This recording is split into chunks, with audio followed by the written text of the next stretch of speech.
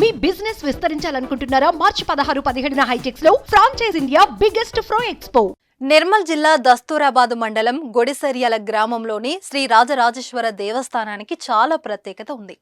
ఇక్కడి ప్రతి సోమవారం శనివారాల్లో ఆ స్వామివారిని దర్శించుకునేందుకు భక్తులు తండోపతండాలుగా వస్తుంటారు. తెలంగాణ, ఆంధ్రప్రదేశ్, మహారాష్ట్ర, ఛత్తీస్గఢ్ రాష్ట్రాల నుంచి కూడా భక్తులు పాల్గొంటారు. అయితే ప్రతి శివరాత్రికి ఈ ఆలయం దగ్గర ఓ ప్రత్యేకత ఉంటుంది. ప్రత్యేక సాక్షులు చెప్పిన విషయాలు ఏంటో ఇప్పుడు తెలుసుకుందాం.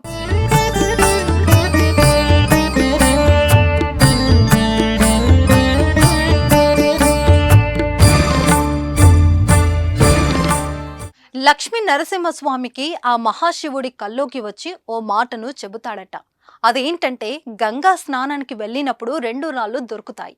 ఆ రాళ్ల ప్రత్యేకత ఏమిటంటే ఎవరైనా భక్తులు కోరిక కోరుకుంటే ఓ రాయి చాలా సులువుగా పైకి ఎత్తగలమంట. ఒకవేళ కోరిక నెరవేరకుంటే ఆ రాయి బరువైపోతుందని అక్కడి గ్రామస్తులు చెబుతున్నారు. ఇది వింటే ఆశ్చర్యంగా ఉంది కదా.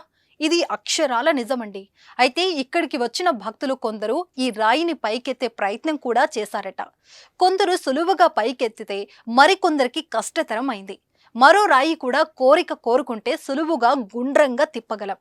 అదే నెరవేరకుంటే చాలా కష్టంగా తిరుగుతుంది. నేను చెబితే నమ్మడం లేదు కదా. అయితే ఈ వీడియో చూడండి, మరి మీకే నమ్మకం కలుగుతుంది.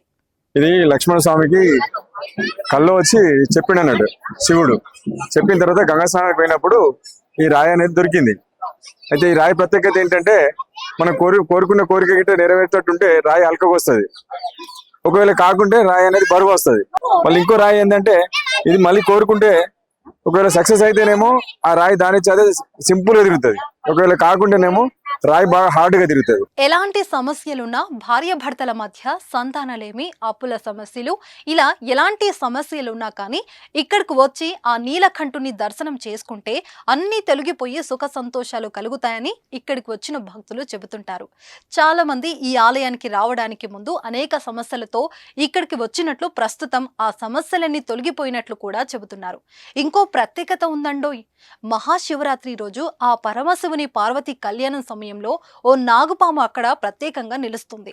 అక్కడికి వచ్చిన నాగపాము ఆ శివుని సేవ చేసుకుంటూ అక్కడే ఉంటుంది. ఆలయానికి వచ్చిన భక్తులను, పూజారులను ఎవరిని ఎలాంటి హాని తలపెట్టకుండా ఆలయంతో తిరుగుతూ మళ్ళీ వెళ్ళిపోతుందట. ఇలా ప్రతి శివరాత్రికి నాగపాము ప్రత్యేకంగా నిలుస్తుంది. ఈ అద్భుత దృశ్యాన్ని చూసేందుకు భక్తులు తండోపతండాలుగా ఈ ఆలయానికి వస్తారు.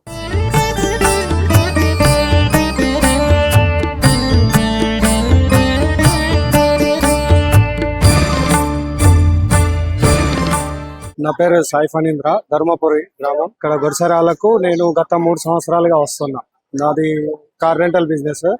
ఇక్కడ ఏంది, నేను ముఖ్యంగా విన్నది ఏంటంటే ఎలాంటి ప్రాబ్లమ్స్ కానీ, ఎలాంటి కోరికలు కానీ, పిల్లలు సంతానం లేని వాళ్ళకు, నెక్స్ట్ పెళ్లి కాని వాళ్ళకు ఎలాంటి ప్రాబ్లమ్స్ ఉన్నా కానీ ఇక్కడ క్లియర్ అవుతాయి అనేది చాలా మంది మాట్లాడుకుంటూ ఉంటే విని నేను మొదట నాకు చిన్న ప్రాబ్లమ్స్ ఉంటే అలా సెట్ అయిపోయిన తర్వాత ఇలానే అంటూ ఉంటే చాలా మంది, కార్ రెంటల్ బిజినెస్, చాలా మంది ఇట్లా ప్రాబ్లమ్స్ లో ఉన్న వాళ్ళని తీసుకొచ్చిన మాక్సిమం అందరు కూడా విత్ ఇన్ ఒక 1 month స్పాన్ ఆఫ్ టైమ్ లో వాళ్ళకు ఎన్ని సంవత్సరాలతోటి ఉన్న ప్రాబ్లమ్స్ కూడా ఇక్కడ విత్ ఇన్ 1 month 20 days ఆ టైంలో క్లియర్ అయిపోవడం నేను కూడా నా కళ్ళారా చూశాను.